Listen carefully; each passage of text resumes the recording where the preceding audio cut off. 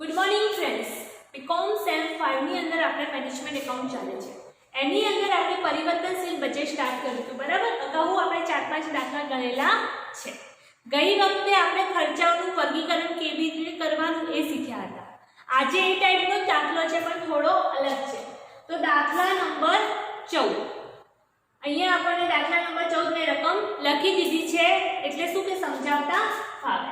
ચલો, ગઈ વખતે કેવું હતું કે આપણને ડાયરેક્ટ ખર્ચા આપેલા હતા, એનું વર્ગીકરણ કરેલું હતું નહીં. આજે આપણે ખર્ચાઓનું શું છે, ખર્ચાઓનું વર્ગીકરણ કરીને આપેલું છે અને બે ઉત્પાદન ક્ષમતા આપી છે આપણને 40% અને 60% ની ઉત્પાદન શક્તિ આપણને આપેલી છે. અને આપણને શું કીધું છે અહીંયા કે 50%, 75% અને 90% માટેનું પરિવર્તનશીલ અંદાજપત્ર તૈયાર કરો. તો 50%, 75% અને 90% ના આપણે તમને ખબર છે કે ચલિત ખર્ચા અને સ્થિર ખર્ચા ઇઝીલી શોધી જાય. બરાબર, પરંતુ અર્ધચલિત ખર્ચ શોધવા થોડા ડિફિકલ્ટ છે. તો મેઇન વસ્તુ આપણે એ શીખવાનું છે. તો અહીંયા સાઈડમાં આપણે બનાવી દઈએ 50%, 75% અને 90% નું પરિવર્તનશીલ અંદાજપત્ર. બધા એક પેજનું બનાવજો. પરિવર્તનશીલ અંદાજપત્ર.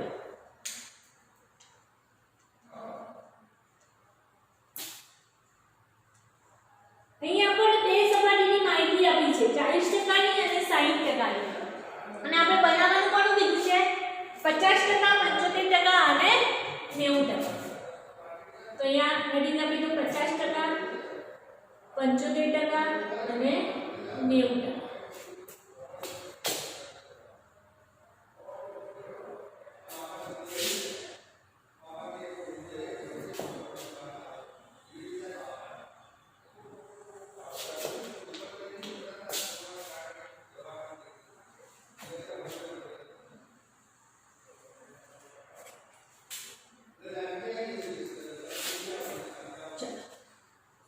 બધા મારી જોડે જોડે પરિવર્તનશીલ અંદાજપત્ર દોરો.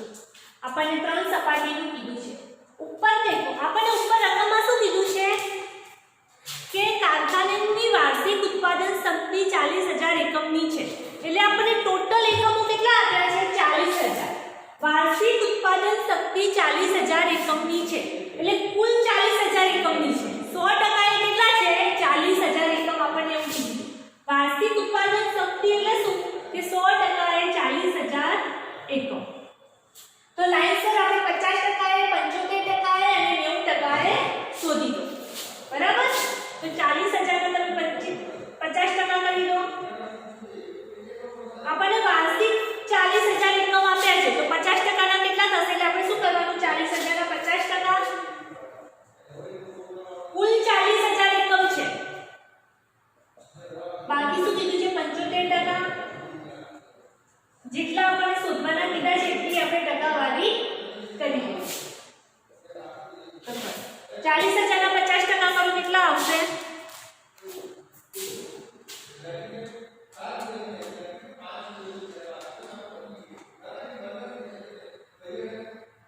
કેટલા આવશે, 20,000 એકમ આવશે ને, 20,000 એકમ. એ જ રીતે 40,000 ના 50% કરો, સોરી 40,000 ના 75% કરો, 30,000. પછી 40,000 ના 90% કરો તો કેટલા આવશે, 36,000. એ જ રીતે આપણે કોની માહિતી આપી છે, 40% અને 60% ની માહિતી આપી છે. એના પણ એકમો આપ્યા નથી, કુલ એકમો આપણને 40,000 કીધા છે. તો ચલો એના કરી દો. 40,000 ના 40% કેટલા થશે, 16,000. અને 60% કેટલા થશે, 24,000. બરાબર, આટલા સુધી પહેલું સ્ટેપ આપણે શું શોધવા કરવાનું કે બધાના એકમો નક્કી કરી લેવાના. તો આપણને કોનું કોનું શોધવાનું કીધું છે, 50%, 75% અને 90%. આપણે બધાના એકમો શોધ્યા. હવે લાઈનસર દેખો, ગઈ વખતે આપણે દાખલો કર્યો તો ને એમાં ડાયરેક્ટ આપણને માલ સામાન, મજૂરી, ખર્ચા એ રીતે આપી દીધું, વર્ગીકરણ કરીને આપ્યું નથી. આજે આપણને વર્ગીકરણ કરીને આપ્યું છે પરંતુ શું શોધવાનું કીધું છે, છેલ્લે નફો નુકસાન. આ દાખલો મેં ઓન્લી ફોર તમને નફા નુકસાનમાં ખબર પડે ને એના માટે કરાવું છું. બરાબર, ચલો. તો પહેલું આપણને શું આપ્યું છે, ચલિત ખર્ચા શોધવા. તો એકદમ ઈઝી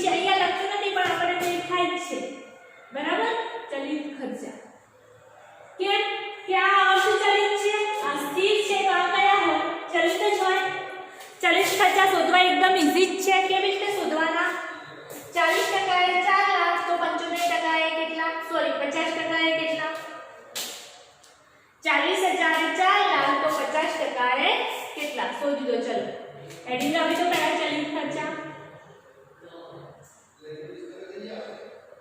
લખી દો. કયા કયા ચલિત ખર્ચા આપ્યા છે? પ્રત્યક્ષ માલ સામાન,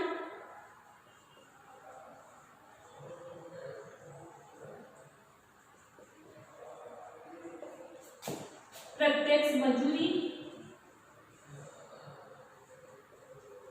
અને પ્રત્યક્ષ ખર્ચ શોધી દઈએ. 40% આ બે રીતે શોધી શકાય, બરાબર? 40% એ 4 લાખ તો 50% એ કેટલા? એ રીતે શોધી શકાય. અને બીજી કઈ રીતે શોધી શકાય? એકમ દીઠ. આમાં કેવું હોય? એકમ દીઠ પડતર કેવી હોય? સમાન હોય. તો તમારે 4 લાખ ભાગ્યા 16000 કરવાનું તો કેટલા આવશે? એટલે 25 આવશે. અને ડાયરેક્ટ 25 ગુણ્યા શું કરવાનું? 20000 કરો તો પણ તમારો આન્સર આવી જાય. ચલિત ખર્ચા બે રીતે શોધી શકાય. તો આપણે શોધીએ 40% એ 4 લાખ તો 50% એ કેટલા? તો કેટલા આવશે? 1 લાખ આવશે. કેટલા આવશે? 1 લાખ. એ જ રીતે અહીંયા કેટલા આવશે? 40% એ 4 લાખ તો 75% એ કેટલા? 5 લાખ. કેટલા આવશે? 7,50,000. એ જ રીતે 40% એ 4 લાખ તો 90% એ કેટલા? તો કેટલા આવશે? 9 લાખ. બરાબર? આ રીતે આપણે ચલિત ખર્ચા શોધવાના. એ જ રીતે પ્રત્યક્ષ મજૂરી દેખો. 40% એ 2,40,000 તો 50% એ કેટલી શોધી દો. કેટલા આવશે? 3 લાખ આવશે. એ જ રીતે 40% એ 2,40,000 તો 75% એ કેટલા? કરો કેટલા આવે છે? 4,50,000. એ જ રીતે 40% એ 2,40,000 તો 90% એ કેટલા? કેટલા આવશે? 5,40,000. એ જ રીતે પ્રત્યક્ષ ખર્ચા કરો. 40% એ 1,60,000 તો 50% એ કેટલા? એ જ રીતે 40% એ 1,60,000 તો 75% એ કેટલા?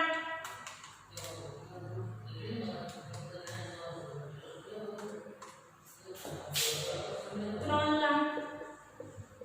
એ જ રીતે 40% એ 1,60,000 તો 90% એ કેટલા? 3,60,000.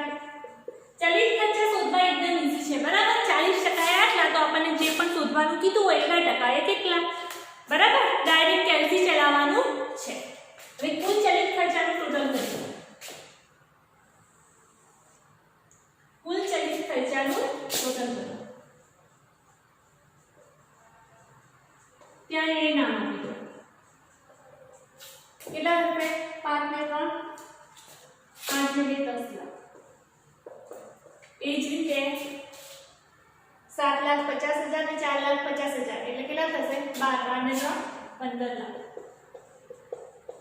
એ જ રીતે 5,60,000 અને 3,60,000 એટલે 9 લાખ. 9 9 18 લાખ. બરાબર? તો આ રીતે આપણે કુલ ચલિત ખર્ચાનું ટોટલ કરીએ. ચલો હવે એના પછી આપણને કયા ખર્ચા આપ્યા છે? અર્ધચલિત ખર્ચા.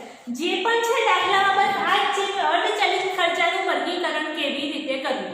ચલિત ખર્ચા તો ડાયરેક્ટ આપણે શોધી દઈએ કે 40 આટલા તો 60 કેટલા, પરંતુ અર્ધચલિત ખર્ચાનું વર્ગીકરણ કેવી રીતે કરવું એ જ મેઇન વસ્તુ છે. તો આપણે અર્ધચલિત ખર્ચાની અંદર બે ખર્ચાનો સમાવેશ થયો હોય. અર્ધચલિત ખર્ચાની અંદર બે ખર્ચા હોય, બરાબર? કયા કયા? સ્થિર અને ચલિત બંને. તો આપણે અહીંયા બે ભાગ પાડી દઈશું. પહેલો આપણને કયો ખર્ચો આપ્યો છે? કારખાના ખર્ચ. તો એમાં આપણે બે ભાગ પાડશું. સ્થિર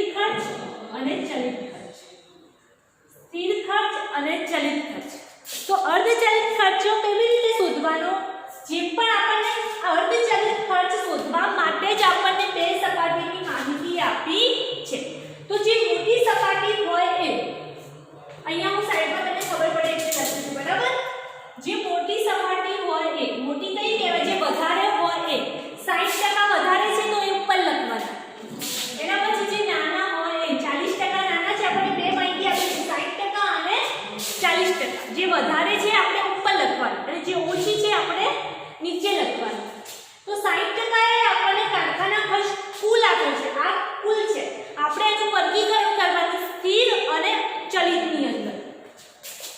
તો 60% એ કુલ ખર્ચ કેટલો છે? 8 લાખ. અને 40% એ કેટલો છે? 7 લાખ છે. બરાબર? અહીંયા રકમ મેં તમને ખબર પડે એટલા માટે જ લખી છે. હવે અહીંયા તો અહીંયાનો આપણે સૌથી પહેલું સ્ટેપ શું કરવાનું? તફાવત કાઢવાનો. 60 માંથી 40 જાય એટલે કેટલા આવે? 20%. એના પછી 8 માંથી 60 જાય એટલે કેટલા આવે? 1 લાખ. હવે દેખો આ પણ 40 છે, આ પણ 40 છે, તો એ કયો ખર્ચો કહેવાય? એ ચલિત ખર્ચ. એ સોરી સ્થિર ખર્ચ કહેવાય. હવે જે વધારાનું આવ્યું છે 20%, જે વધારાનું 20% છે એને શું કહેવામાં આવે છે? ચલિત ખર્ચ કહેવામાં આવે છે. બરાબર? તો 20% એ ચલિત ખર્ચ કેટલો છે? 1 લાખ. 20% એ આપણને ચલિત ખર્ચ કેટલો આપ્યો છે? 1 લાખ. તો 60% એ ચલિત ખર્ચ કેટલો? આ જે પણ આવે એને શું કહેવાય? જે તફાવત આવે એને ચલિત ખર્ચ કહેવાય. બરાબર? તો 20% એ 1 લાખ. તો 60% એ કેટલો? કરો કેટલા આવે છે?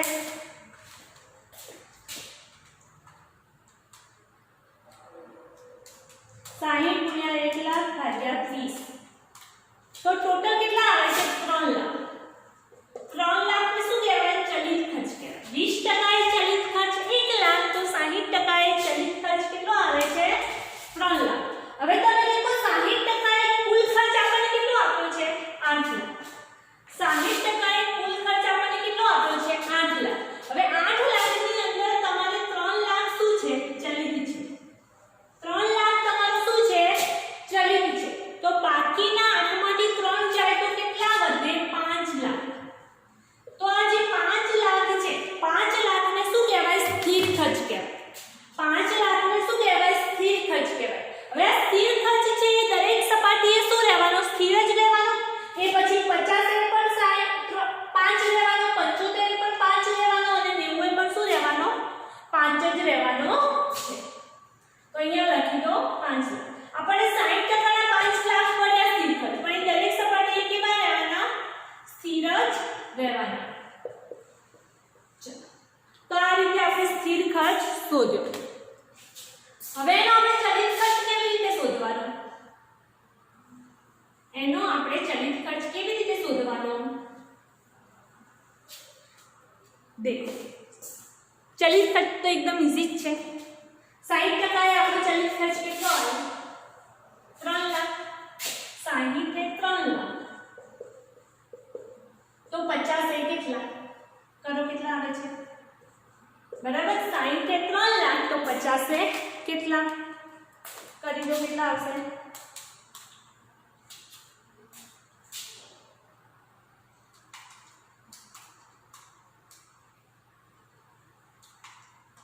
તો કેટલા આવશે? 2,50,000.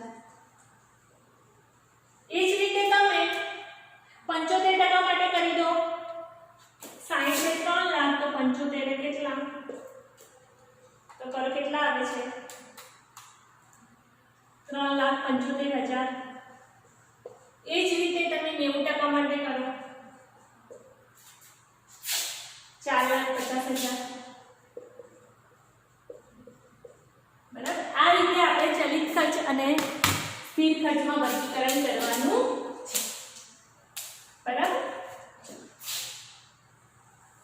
એના પછી કારખાના ખર્ચનું કર્યું. એ જ રીતે આપણે વહીવટી ખર્ચનું કરી દો. વહીવટી ખર્ચના 2 ભાગ પાડી દો, સ્થિર અને ચલિત. એ જ રીતે વહીવટી ખર્ચના 2 ભાગ પાડી દો, સ્થિર અને ચલિત. જે વધારે હોય આપણે શું લખશું? ઉપર લખશું. 60% વધારે છે તો એને આપણે ઉપર લખશું. 60% એ કેટલા છે? વહીવટી ખર્ચ 5,80,000.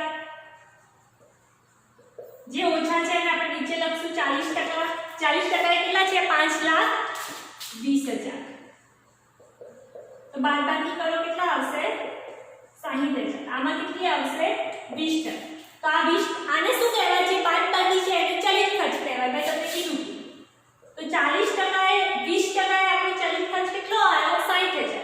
આપણે કોઈ પણ એકનું શોધવાનું. આપણે કોનું શોધીએ છીએ? 60 નું શોધીએ. બરાબર?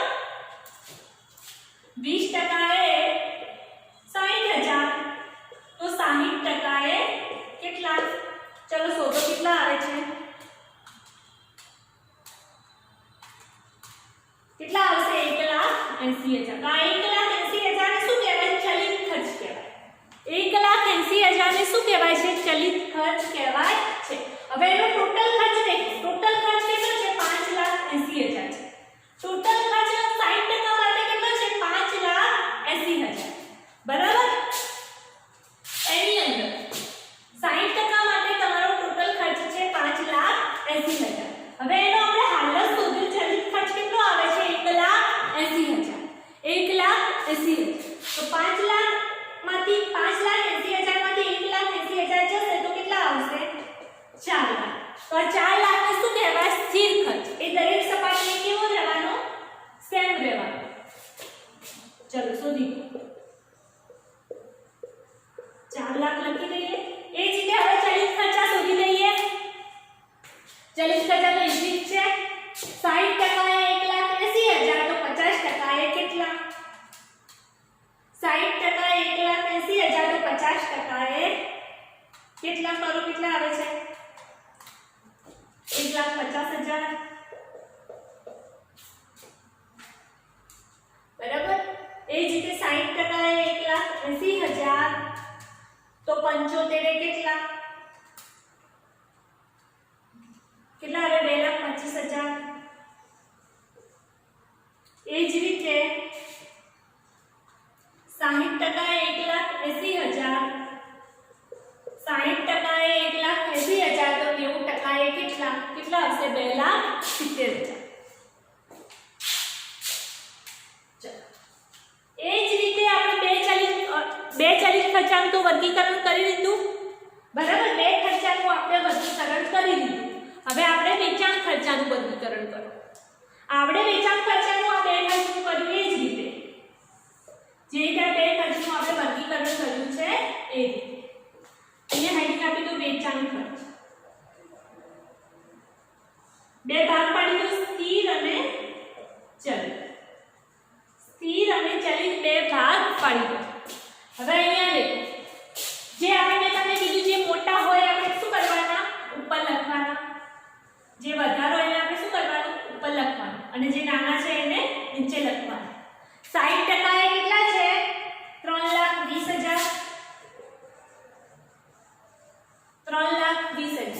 અને 40% એ કેટલા છે? 2,80,000. હવે બીજા નંબરનું સ્ટેપ આપણું કયું છે? બાદબાકી કરવાની. જે બાદબાકી આવે એને કેવો ખર્ચો કહેવાય? ચલિત ખર્ચ. તો 20% એ ચલિત ખર્ચ આયા 40,000 તો આપણે કોઈ પણ એકનું શોધવાનું. આપણે 60% નું શોધીએ. 60% એ કેટલા? બરાબર? 60% એ કેટલા? તો તમારો 60% એ ચલિત ખર્ચ આવે છે 1,20,000. કેટલા આવે છે? 1,20,000.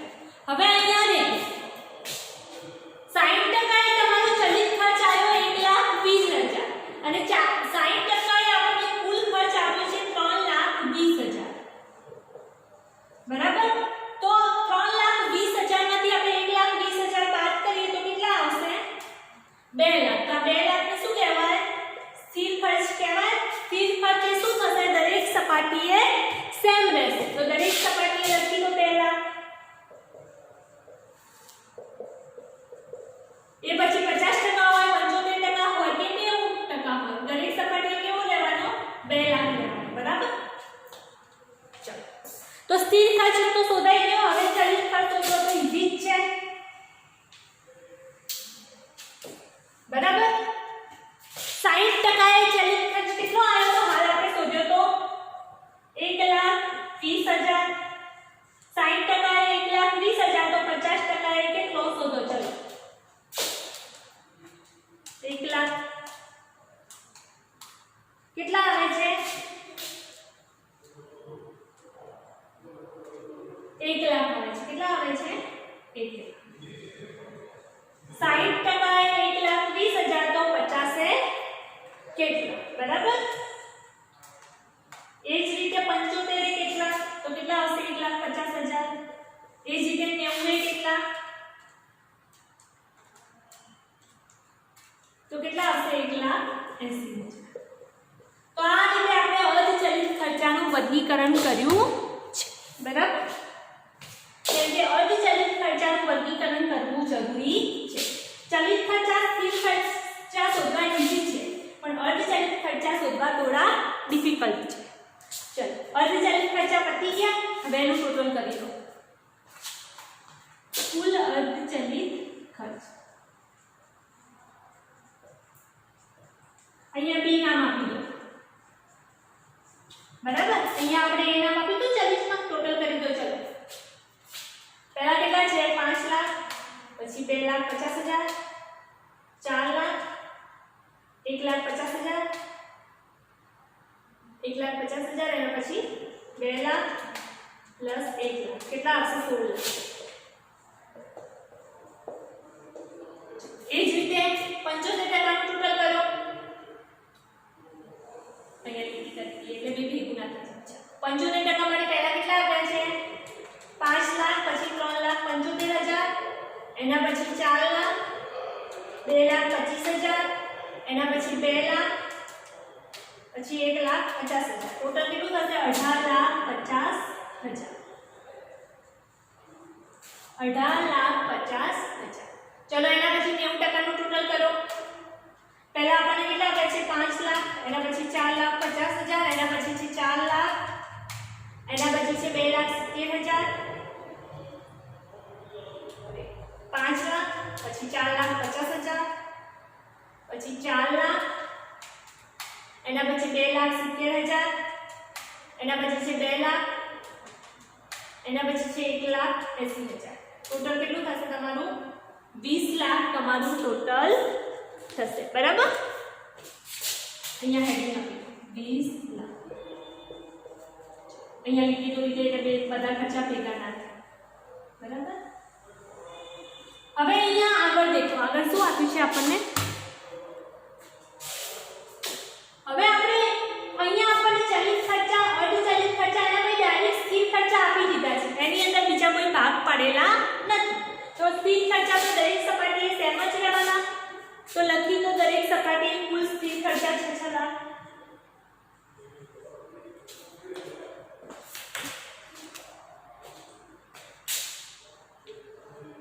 કુલ સ્થિર ખર્ચા 6 લાખ. બરાબર,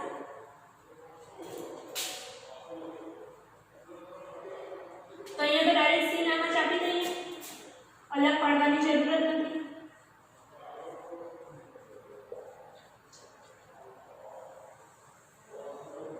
એના પછી નીચે કુલ પડતર શું આવશે? કુલ પડતર એટલે આપણે શું કરવાનું? ત્રણેયનું ટોટલ A + B + C. ચલો, ટોટલ કરી દો. કેટલા આવશે? પહેલા 10 લાખ છે, પછી 16 લાખ છે, અને વળી પાછા 6 છે એટલે 16 ને 16 32 લાખ થઈ જશે. એના પછી કેટલા છે? 15 લાખ છે, 18,50,000 છે, એના પછી 6 લાખ છે. કેટલા થાય છે? 39,50,000. એ જ રીતે આપણે 90% નું ટોટલ કરો. પહેલા કેટલા છે? 18 લાખ છે, એના પછી 20 લાખ છે, અને એના પછી 6 લાખ છે. તો ટોટલ કેટલું થશે? 44 લાખ થશે. તો આપણી કુલ પડતર રહી.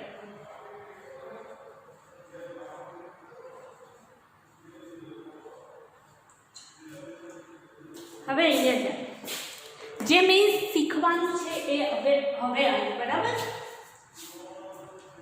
અહીંયા દેખો. અહીંયા તમને 40% એ રકમમાં દેખો.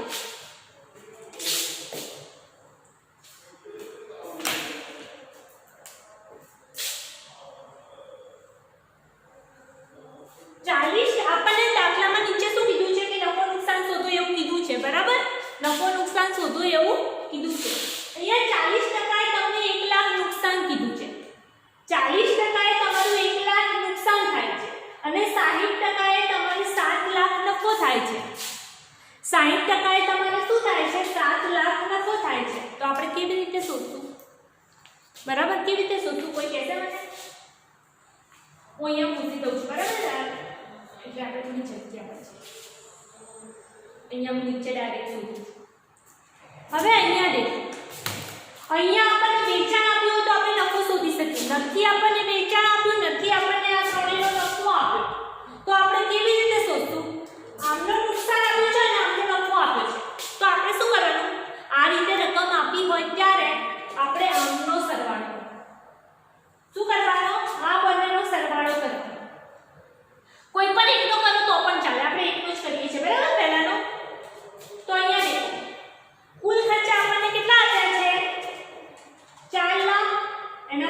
2,40,000 પ્લસ 1,60,000 બરાબર. ચાલિત ખર્ચા 8 લાખ થાય છે. એના પછી અર્ધકાલીન ચાલિત ખર્ચા 7 લાખ, 5,20,000, પછી 2,80,000,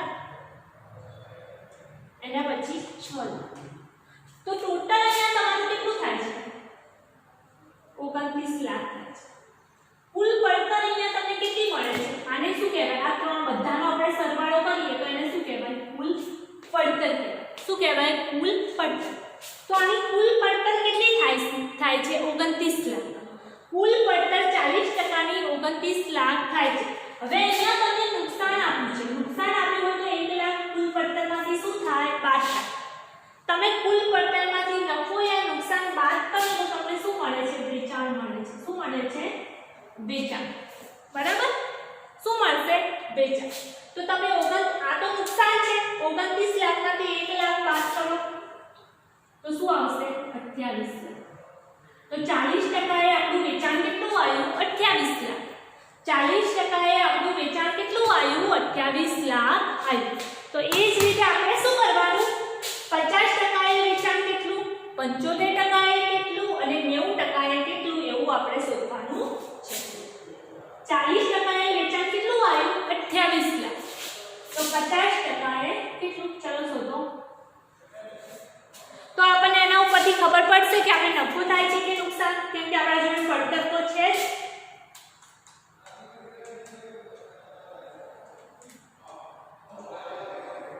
કેટલા હશે? 3,50,000. બરાબર. એ જ રીતે 75% એ શોધો વેચાણ અને 90% એ શોધો. બરાબર. 75% કેટલા થશે? 5,25,000. કેવી રીતે શોધવાનું? 40% એ 28 લાખ તો 50 એ કેટલા? 40 એ 28 લાખ તો 75 એ કેટલા? એ જ રીતે 90 નું શોધો. કેટલા આવે છે? 6,30,000. 40% એ 28 2 લાખ સોરી 4 કેટલા છે? 28 લાખ. 40% એ 28 લાખ તો 90% એ કેટલા? સોરી અહીંયા 35 લાખ આવશે ને.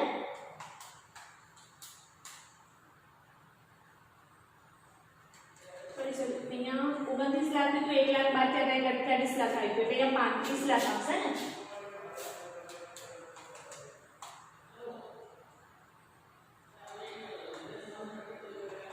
સોરી અહીંયા 35 લાખ આવશે. 35. એ જ રીતે અહીંયા 52,50,000 આવશે. એ જ રીતે અહીંયા 63 લાખ આવશે. 1 બિંદુ વધારે આવશે. હવે આપણે શું કરવાનું? અહીંયા વેચાણ લખી દેવાનું. જો વેચાણ વધારે હશે તો નફો અને વેચાણ ઓછું હશે તો નુકસાન. ચેક કરી લઈએ શું થાય છે. બરાબર. વેચાણ વધારે હોય તો શું કહેવાય? નફો. તો 50% માટે આપણું વેચાણ કેટલું આવ્યું? 35 લાખ. કેટલું આવે છે? 35 લાખ. એના પછી 75% માટે આપણું વેચાણ કેટલું આવે છે? 52,50,000. 90% માટે આપણું વેચાણ કેટલું આવે છે? 63 લાખ.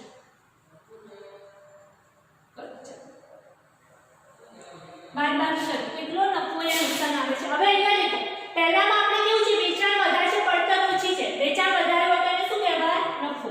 35 માંથી 2 લાખ બાદ કરો એટલે કેટલા આવશે? 3 લાખ. એ જ રીતે 52,50,000 વેચાણ વધુ છે, પડતર ઓછી છે. બાદ કરો કેટલા આવે છે?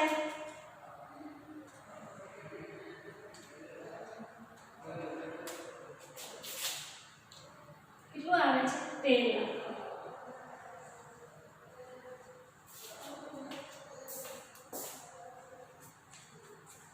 બરાબર. ચલ આગળ દેખીએ. 90% માટે આપણને કેટલા આવ્યા છે? વેચાણ 63 લાખ અને પડતર 44 લાખ. વેચાણ વધારે છે એટલે શું થશે? નફો કેટલો થાય છે? 19 લાખ નફો.